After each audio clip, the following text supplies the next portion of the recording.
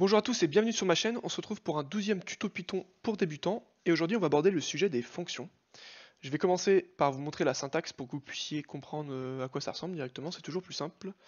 Donc ça s'écrit de la façon suivante, on utilise un mot-clé def, on vient nommer notre variable, ici je vais la nommer ajouter 2 puisqu'on va ajouter 2 à un nombre.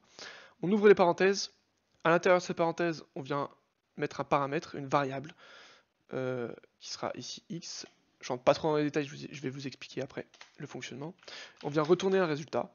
Ici, ce sera notre paramètre sur lequel on va ajouter 2. Voilà, d'où le nom ajouter 2. Si vous avez déjà vu les fonctions en mathématiques, ce qui à mon avis est le cas pour beaucoup de gens, je ne vais pas rentrer dans les détails, mais c'est le même fonctionnement, c'est-à-dire qu'en maths, on va avoir une fonction f de x, donc avec un paramètre qui est x, et en fonction de ce qu'on met dans x, on a un résultat différent. C'est une équation qui prend en compte des paramètres pour obtenir un certain résultat. Donc là, si je prends x plus 2, si je dis que x vaut 2, bah, le résultat de ma fonction, ce sera 4.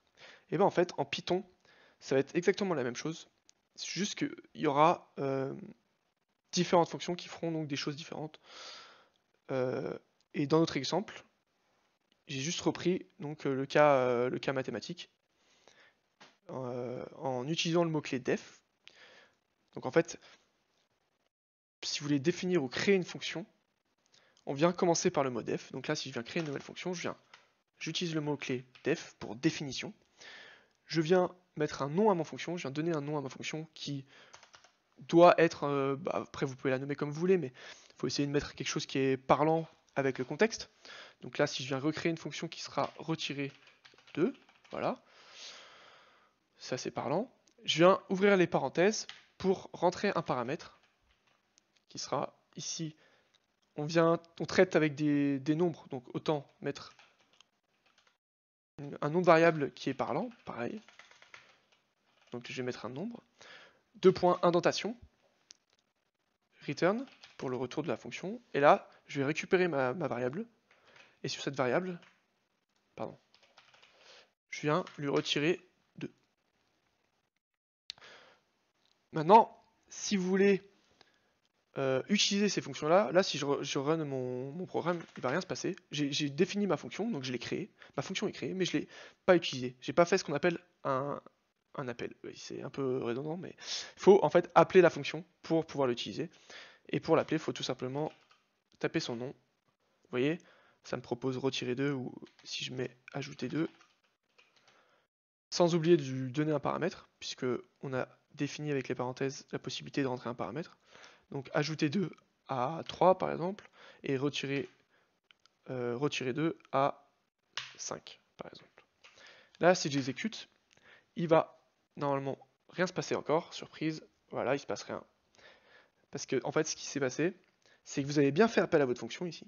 La fonction a bien été appelée, mais comme vous pouvez voir dans mes fonctions, j'ai pas de print. J'ai rien en fait qui s'affiche. Donc le traitement va bien se faire, c'est-à-dire que le 5, on va bien lui retirer 2. Donc je vais bien avoir 3 ici, en résultat, sauf qu'on l'a pas print, donc on peut pas le voir. Donc là, tout simplement, il y a plusieurs façons de le faire, mais valeur 1, on va attribuer le résultat de ma fonction à une valeur, et cette valeur-là, on va la print par la suite. Valeur 2, hop, pareil. Je viens créer une variable de type nombre, enfin integer, et je viens lui donner comme résultat le résultat de ma fonction ajouter 2, avec pour paramètre 3. Et si je viens print valeur 1, parce que je crois que je peux faire ça aussi, valeur 2, je crois que je peux faire les deux en même temps, ce sera plus simple. Hop, F5. Voilà, vous voyez bien que la valeur 1, c'est 3, parce que retirer 2 à 5, donc je refais un petit tour. J'utilise la fonction retirer 2, qui est celle-ci. Je lui donne un paramètre 5. Donc la variable nombre prend pour valeur 5. Je rentre dans mon traitement. Ça va me retourner 5 moins 2. Donc ça va me retourner 3. Et donc ici, dans ma valeur 1, je viens attribuer le résultat de ma fonction retirer 2. Et donc j'ai bien comme retour 3. Pareil pour ajouter 3, c'est la même logique. Je vais pas recommencer l'explication, mais vous avez compris, je pense.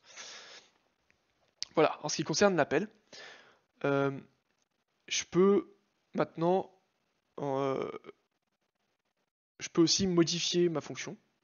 Je peux décider de dire, bah voilà, maintenant, ajouter 2, ce sera ajouter 2 et je mets le résultat au carré, par exemple.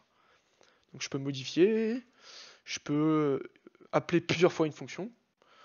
Donc là, si j'exécute ajouter 2, je viens de mettre le résultat au carré, donc le ajouter 2 qui était 3, ça va faire 5, 5 au carré, ce sera 25. Donc vous voyez, j'ai bien un résultat différent. Je peux modifier, je peux faire plusieurs choses. Donc là, j'espère que vous comprenez quand même un peu mieux les fonctions et comment elles fonctionnent. On a donc, pour résumer, des paramètres, un mot-clé def qui permet de définir une fonction, le nom de la fonction, et un retour qui sera le résultat d'un autre traitement, tout simplement. En fonction du contexte, on peut donc décider de nommer notre paramètre comme on le souhaite en fait. Si vous traitez des strings par exemple, bah là on traite des nombres, mais si je traite des strings, je peux dire bah voilà, je vais définir une fonction print string, et bah, la variable, le paramètre, ce sera un string, enfin je vais l'appeler string, et je vais lui faire bah, print moi ce string là, print moi cette variable là. Donc ici si je viens faire un print, je viens faire un appel de ma fonction print string, et je viens lui donner un paramètre qui sera coucou. Normalement, j'aurais rien à faire parce que ma fonction, elle me print le paramètre que je lui rentre. Donc là, je lui rentre coucou, elle va me print coucou. Je sais pas si c'est clair pour tout le monde. En tout cas, je l'espère. Voilà. Le plus facile, je pense, pour comprendre, c'est que bah, c'est de vous montrer des exemples, hein, tout simplement. Et globalement, bah voilà, il y a toujours des paramètres, il y a toujours un traitement qui sera retourné par la fonction. Je peux appeler la fonction autant de fois que je veux. Et c'est ce qui va faire en fait la puissance et la force des fonctions, entre guillemets. Parce que si je travaille sur un gros programme, je vais avoir, ce qu'on en fait on va répéter du code. C'est-à-dire qu'il va y avoir un traitement spécifique. Par exemple, imaginons que je ne sais pas pour quelle raison, je dois retirer -2 à chaque fois, plusieurs fois, et ben je vais à chaque fois du coup, si j'avais pas les fonctions, je vais devoir à chaque fois répéter ma ligne, euh, enfin nombre -2, c'est peut-être pas le meilleur exemple, mais et donc je vais le répéter plusieurs fois et c'est chiant quoi, ça fait perdre du temps. Euh, et la meilleure solution pour éviter de répéter du code, c'est d'utiliser les fonctions. C'est-à-dire que je vais avoir une fonction qui va rassembler un certain nombre de traitements, et au lieu d'avoir 10 lignes, répétées plusieurs fois, bah, je vais tout simplement le faire en une ligne. Je vais juste appeler ma fonction, et ça va me permettre de gagner du temps. Je ne sais pas si c'est clair pour vous. Là pour l'instant j'ai montré des fonctions simples, et j'ai pas parlé, j'ai pas montré des gros programmes. Mais voilà, sachez que si plus tard vous travaillez sur des gros programmes, bah, c'est la base d'utiliser des fonctions et ça vous fera gagner énormément de temps. Et bah, après, vous avez voilà, des fonctions qui sont bien plus grandes. Là, elles font. Enfin, c'est ridicule, ça reste sur une ligne. Alors, je suis désolé, mon micro a coupé donc j'ai pas pu finir mon explication.